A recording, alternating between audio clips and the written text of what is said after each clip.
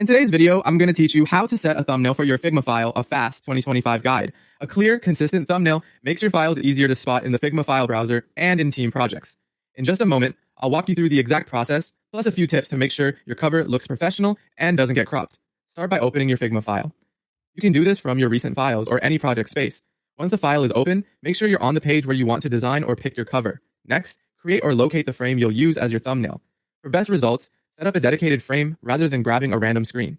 The ideal size is 1920 by 1080 pixels, which is a 16.9 aspect ratio. This prevents awkward cropping in the file preview. If you prefer presets, look for the plugin or file cover frame preset in Figma's right sidebar, or grab a frame template from the Figma community that's labeled for file covers. Only frames can be set as thumbnails, so if you have shapes, text, or images, make sure they're inside a frame.